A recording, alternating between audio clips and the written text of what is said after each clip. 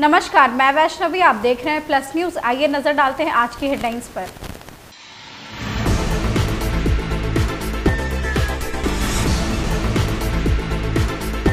मुख्यमंत्री ने 715 सहायक उर्दू अनुवादकों को नियुक्ति पत्र प्रदान किए।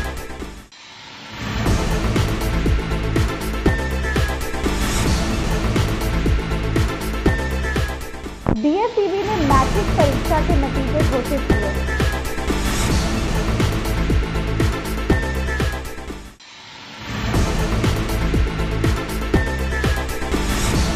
पप्पू यादव ने केंद्रीय गृह मंत्री अमित शाह को लेकर बड़ा बयान दिया।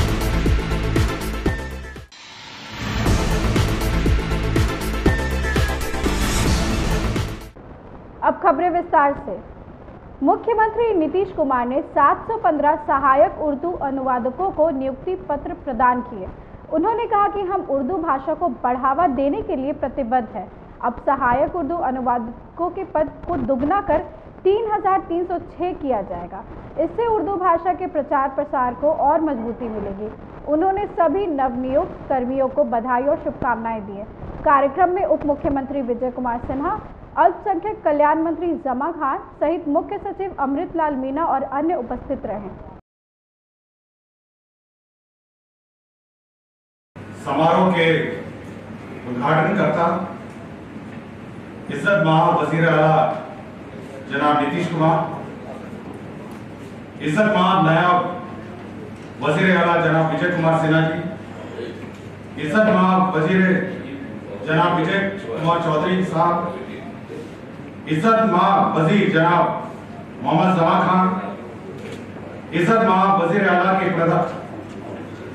सचिव कुमार रवि जी, मुअज्जिम मुख्य सचिव जनाब अमृतलाल मीणा साहब, निदेशक उर्दू निदेशालय जनाब परवेज आलम साहब, रियासत बिहार के जिलों से तशरीफ लाए कामयाब मोमिन उर्दू मुतज़िम, उनके साथ तशरीफ लाए हुए उनके सरपरस्त और हॉल में मौजूद उर्दू से मोहब्बत करने वालों का मैं तहे दिल से इस्तकबाल और शुक्रिया अदा करता हूं।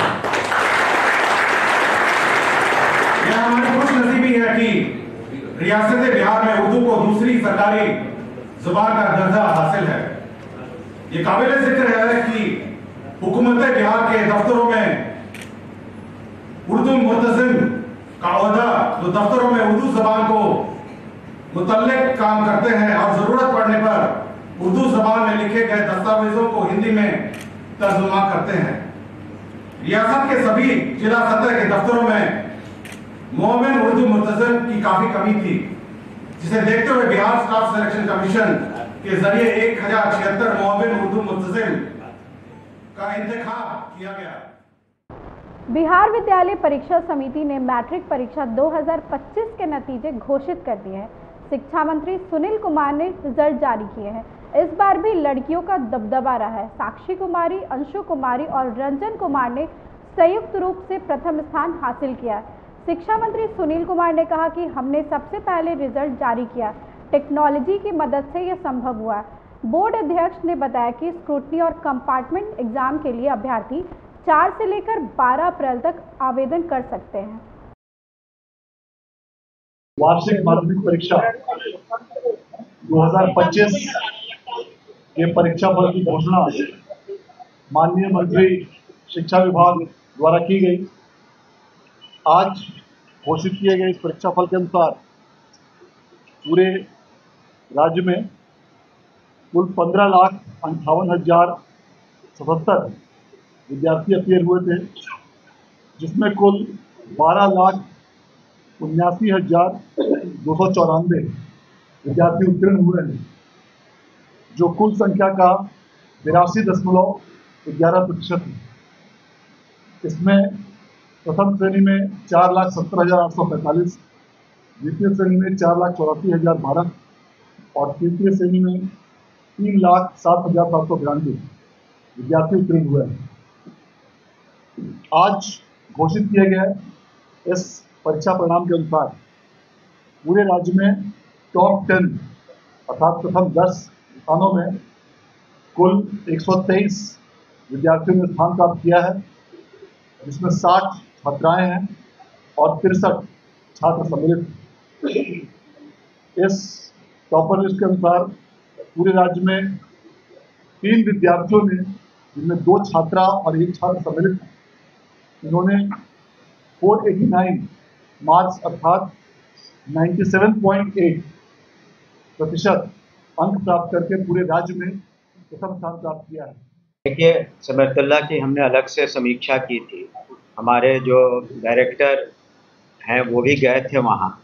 निश्चित रूप से वहाँ और अधिक सुधार की व्यवस्था की ज़रूरत है, चाहे शिक्षकों की ज़रूरत हो, चाहे वहाँ जिस तरह की पढ़ाई लिखाई हो। तो इस सत्र में आप देखेंगे वहाँ अत्यधिक सुधार होगा। इसलिए हमने अलग से उसकी बैठक की, अलग से टीम भी गई थी, मैं भी जाऊँगा और उम्मीद है कि जिस उद्देश्य से समरतुल्ला का गठन हुआ तो उसमें निश्चित रूप से इस साल प्रगति होगी। और एक अन्य प्रमुख बात की, जो विगत वर्षों की तुलना में इस वर्ष टॉपरों को दी जाने वाली राशि में दुगनी वृद्धि की गई। पिछले वर्ष तक टॉपर को 1,75,000 और 50,000 की दर से राशि दी जाती थी। इस बार प्रथम स्थान प्राप्त करने वाले सभी विद्यार्थियों को 1 लाख के बदले 2 लाख रुपए की राशि, द्वितीय स्थान प्राप्त करने वाले विद्यार्थियों को 1.5 लाख रुपए की राशि और तृतीय स्थान प्राप्त करने वाले विद्यार्थियों को 1 लाख रुपए की राशि दी जाएगी। और चतुर्थ से दशम स्थान प्राप्त करने वाले सभी विद्यार्थियों को 20,000 रुपए की राशि दी जाएगी। और इन सभी जो 123 विद्यार्थी जो प्रथम से दशम स्थान प्राप्त किए हैं, इन सबों को इस नगद राशि के साथ साथ एक लैपटॉप, प्रशस्ति पत्र और मेडल भी प्रदान किया जाएगा। इसके अलावा इन सभी विद्यार्थियों को जो भी छात्रवृत्ति देशरत्न डॉक्टर राजेंद्र प्रसाद मेधा छात्रवृत्ति दी जाती थी, उसकी राशि में भी वृद्धि करते हुए प्रति माह 2,000 रुपये की राशि दी गई है और पूरे उनके स्टडी पीरियड तक ये राशि दी जाएगी। इसको भी दुगना राशि सरकार द्वारा। पूर्णिया सांसद पप्पू यादव ने केंद्रीय गृह मंत्री अमित शाह के 2 दिवसीय बिहार दौरे पर कटाक्ष किए हैं। उन्होंने बयान देते हुए कहा कि अमित शाह सबको सिखाकर जाएंगे कि नफरत के जरिए कैसे चुनाव जीता जाता है। वहीं बीपीएससी परीक्षा के मुद्दे को लेकर उन्होंने कहा कि अब वो सुप्रीम कोर्ट में याचिका दायर करेंगे। आ तो रहे आज हमारे सबसे मजबूत कदावर नेता, एनडीए के उससे कदावर नेता तो है नहीं। आज वो लकीर लिख के जाएंगे कि कितना बड़ा नफरत पैदा करके हम लोग को चुनाव लड़ना है। तो भैया, नफरत से अच्छा है विशेष राज दे दीजिए, विशेष पैकेज दे दीजिए। इससे अच्छा तो कुछ नहीं हो सकता है। आप दे दीजिए, आपको चुनाव वैसे ही जिता देगा बिहार की जनता। आप दे दीजिए विशेष राज। मैं सच कहता हूं कि वैसे ही जनता जिता देगी। दे दीजिए बंद पड़े फैक्ट्रियों। मेरा डिमांड है, हम आपको दिल की गहराइयों से धन्यवाद देंगे। बिहार के 13 करोड़ लोगों के सवाल पर कोई राजनीति हम नहीं करेंगे। तीसरी चीज, चंद्रबाबू नायडू जी ने फैसला लिया है वक्फ को लेकर। मैं उम्मीद करता हूं नीतीश कुमार जी भी वक्फ को लेकर के कठोर फैसला लें। चंद्रबाबू नायडू ने कह दिया कि मैं लागू नहीं करूंगा। सैल्यूट है चंद्रबाबू नायडू कि संविधान की रक्षा के लिए वो खड़े हुए, वो लौह पुरुष है। मैं नीतीश कुमार जी से आग्रह करूंगा, वक्फ के सवाल पर और संविधान की रक्षा के सवाल पर आप मजबूत निर्णय। अंतिम में जदयू के प्रदेश प्रवक्ता नीरज कुमार ने तेजस्वी यादव पर हमला बोला है। उन्होंने कहा कि 70वीं बीपीएससी परीक्षा में किसी तरह की कोई धांधली नहीं हुई थी, लेकिन तेजस्वी ने मामले में सरकार के खिलाफ बयान देकर अभ्यर्थियों को गुमराह करने का प्रयास किया था। उन्होंने तेजस्वी पर गुमराह करने का आरोप लगाया। अब इन तमाम नेताओं का चरित्र देख लीजिए। ये कह रहे हैं कि प्रश्न पत्र लीक हुआ है। कोचिंग संचालक कह रहे हैं कि हमारे पास साक्ष्य है। एक ने तो इतना दुस्साहस करके कह दिया कि माननीय मुख्यमंत्री जी से हमारी बात हुई है, उन्होंने अपने प्रधान सचिव को निर्देशित कर दिया है। अरे कौन है यह गुनाहगार जो बिहार में प्रश्न पत्र लीक होने की बात कह करके बिहार के नौजवानों के जीवन के साथ खिलवाड़ कर रहा है। ये राजनेता हैं, प्रतिपक्ष के नेता हैं, अशांत पार्टी वैनिटी वैन वाले हैं, कंबल वाले हैं, निर्दलीय हैं। हम सवाल जानना चाहते हैं इन तमाम नेताओं से, अगर आप अभ्यर्थी के पक्ष में थे, आप हाई कोर्ट में इंटरवेनर क्यों नहीं बने? हाई कोर्ट में इंटरवेनर नहीं बनना ही यह बताता है कि साजिश में ये सारे लोग शामिल थे। बिहार पब्लिक सर्विस कमीशन ने मेरी जानकारी के हिसाब से कुछ कोचिंग संचालकों को लीगल नोटिस भेजा। मुझे लगता है कि अब तक उन्होंने कोई भी रिप्लाई नहीं दिया। तो सच को आज किस बात का था? अगर आपके पास एविडेंस था, ब्रह्मांड खोज के ला रहे थे आप, तो आप हाई कोर्ट में इंटरवेनर क्यों नहीं बने और उन बच्चों की जिंदगी को बर्बाद करने की कोशिश किया?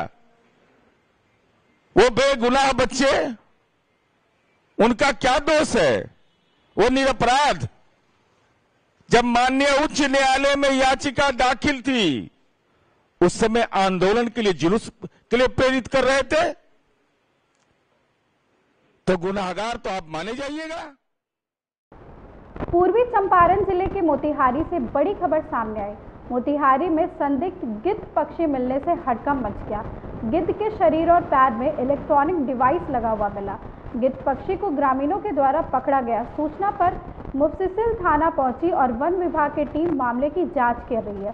चर्चा है कि दुश्मन देश के द्वारा जासूसी के लिए इलेक्ट्रॉनिक डिवाइस लगाकर गिद्ध को भेजा गया है। बताइए कैसा डिवाइस लगा गिद्ध? बरदहा गांव में पकड़ाया है, जो कि मुफस्सिल थाना में पड़ता है मोतिहारी में, और इसे परीक्षण के लिए बेतिया भेजा जा रहा है। वहाँ इनका डॉक्टर है। जी, इसमें क्या पाया गया है? इसमें तो चीज वगैरह लगा है, हम लोग को पता नहीं चल पा रहा है क्या है नहीं है, वहीं परीक्षण के बाद ही पता चलेगा। पक्षी कैसा लग रहा है, विदेशी है या अपने यहाँ का ही है, ये पता तो नहीं चल रहा है। इसके बगल में नेपाल भी आपका है, बॉर्डर इलाका है। जांच के बाद ही जांच के बाद ही वहाँ से जो रिपोर्ट आएगा वही होगा। Thank you.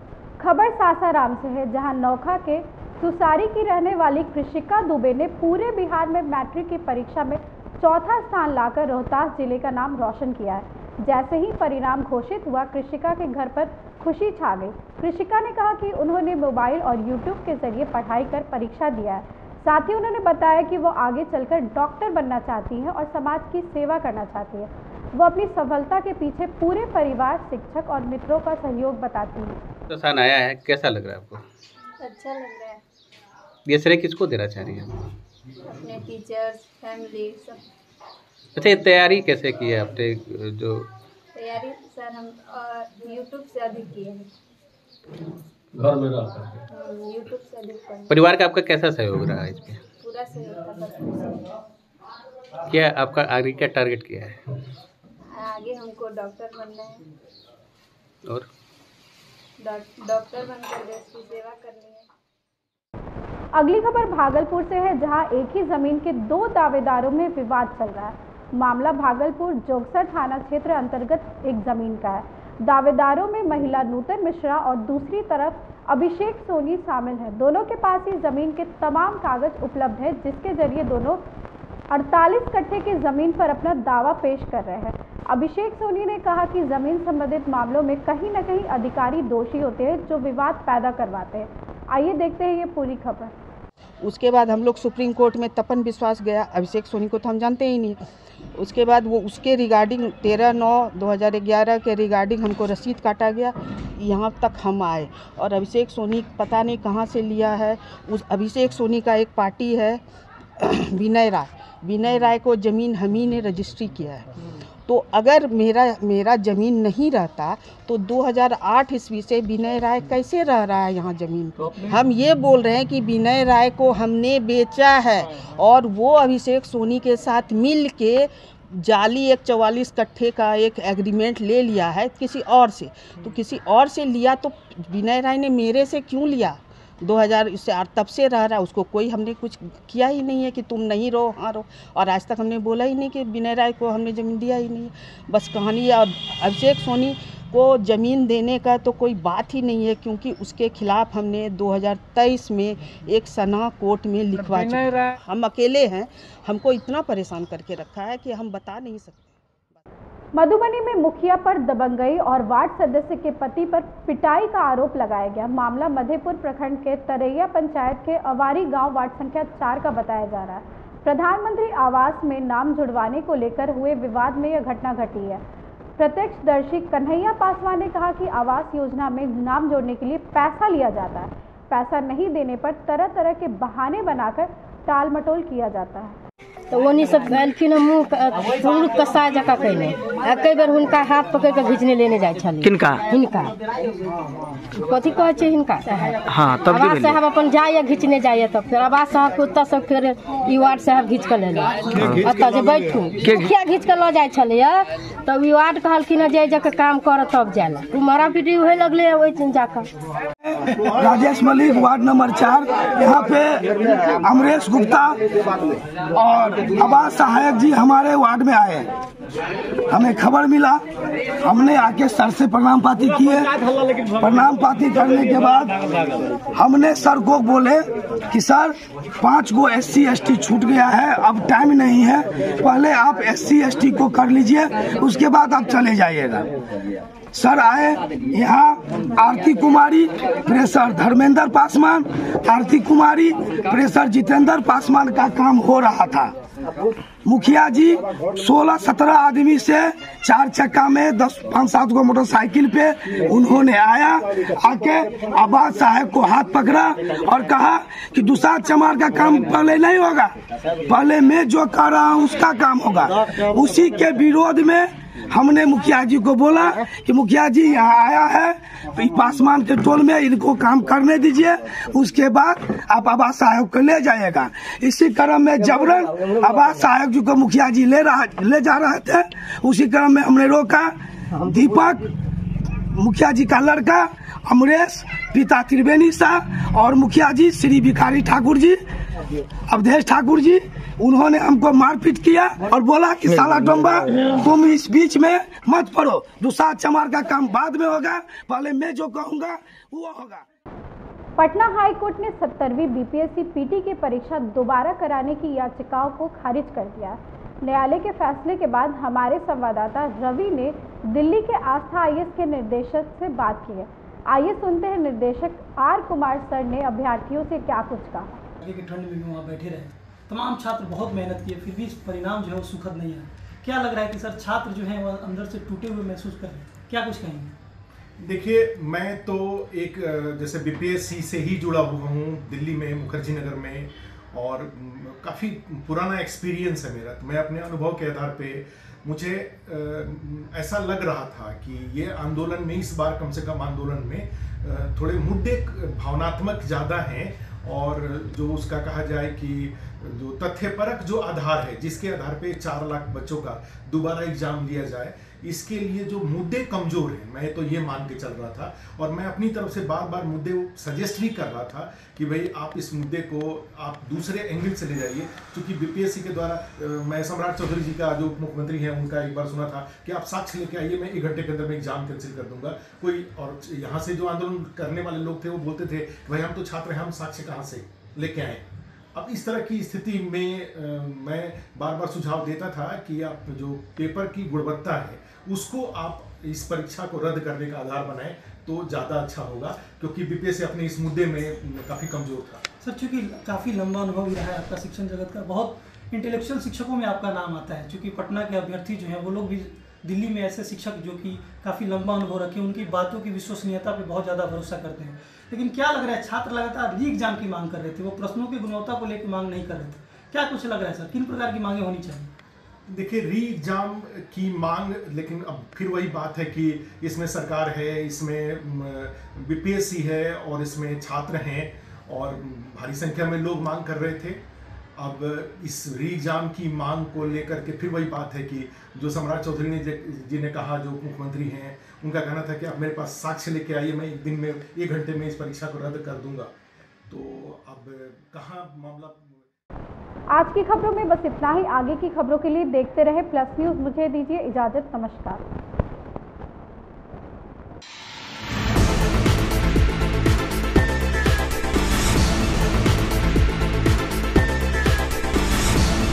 Want to know the secret of my success? Hard work, dedication, and Denver, the center of my success.